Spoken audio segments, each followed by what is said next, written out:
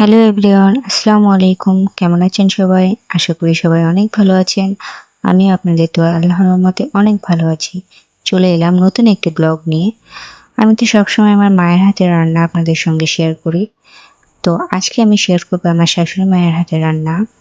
মা আজকে রান্না করবে কই মাছ। এজন্য সে প্রথমে কড়াইয়ে তেল দিয়ে নেয়, এরপর সে বাটা মসলা এবং গুঁড়ো মসলা দিয়ে ভালোভাবে নেড়ে চেড়ে নেয়। নাড়াচাড়া শেষ হয়ে গেলে এর ভিতরে একটু ঝোল দিয়ে মা আগে থেকে জাল করে রাখা মাছগুলো এর ভিতরে দিয়ে ভালোভাবে কষিয়ে নেয়। এই যে মা মাছগুলো ভালোভাবে কষিয়ে নিচ্ছে। একেকজনের রান্নার প্রসেস আসলে একেক রকম। আমার মা যেভাবে রান্না করে আমি আপনাদের সঙ্গে সেটাই শেয়ার করছি। তো যখন মাছগুলো ভালোভাবে কষানো হয়ে যায় এর ভিতরে মা ঝোল দিয়ে মাছ ফুটে ওঠা পর্যন্ত অপেক্ষা করে এবং মাছ ঝোল ফুটে উঠলে মা মাছগুলো নামিয়ে নেয়। এছাড়াও মা কিন্তু সঙ্গে করলা ভাজিও করেছিল, যেটি আমি ভিডিও করতে পারিনি। তো যাই হোক, আমি আমার ছেলেকে খাওয়াচ্ছিলাম, যদিও সে খেতে চায় না। সে ফোন ছাড়া একদমই খেতে চায় না। কার কার বাচ্চারা এরকম বাজে সব বসে জানাবেন।